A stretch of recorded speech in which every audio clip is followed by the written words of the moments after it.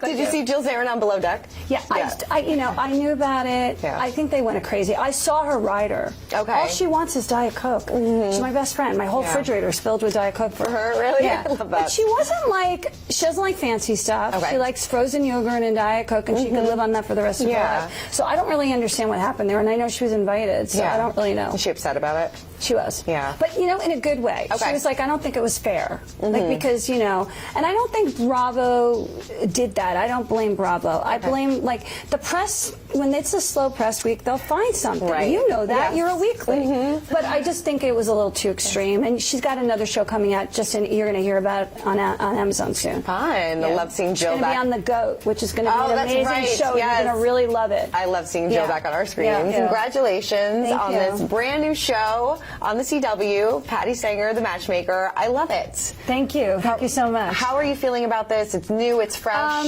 It's very different departure from Millionaire Matchmaker. There are elements of Millionaire Matchmaker, and I am so grateful to Bravo for that, and you can stream it right now on Netflix. But this was more of every person calling me post-pandemic and going, what the F is going on? Why am I still single? I'm 18, I'm 80, and it was just like, we were learning about ancestral trauma. We were learning about attachment styles. We were learning about narcissism. It's like there's so many things that my women were not being protected in, and due to that kind of a crisis, CW gave me free reign to create a show that's going to break all your patterns in love. It's really exciting. Yeah. It's breaking new ground on television because we have Love is Blind, and we have The Bachelor, and even though my co-host is Nick Val from The Bachelor, there wasn't shows teaching us. It was like, it's funny, and it's funny, do they get together, and it's like a social experiment, but what about those people at home who are not getting out of the house and meeting anyone? No, that's so right. I think that so many people tune into you because they want those tools, and they want to know, how can I apply this into my own life? Right.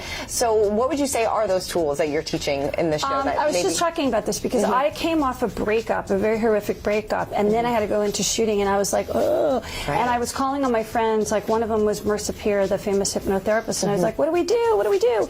And she's like, first of all, where did your love life go wrong? I want you to write it down. I did this with Kenya Moore on Millionaire Matchmaker. I'm like, she kept getting cheated on. Yeah. Okay, so when did that go wrong? What were your thoughts? Who in your family cheated on someone? And then now let's undo this. Why do you believe that has to happen for you? And when you see signs of it, why don't you leave? Yeah. Why don't you leave? The second thing is, on a first date, ask the guy, what are you looking for? Sure.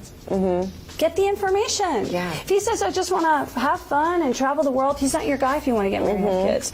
But we don't ask questions because women are afraid to make waves. And then the third thing, I think the most important thing is that stay the course to what you want, and don't get deviated just because he's hot, has money, whatever.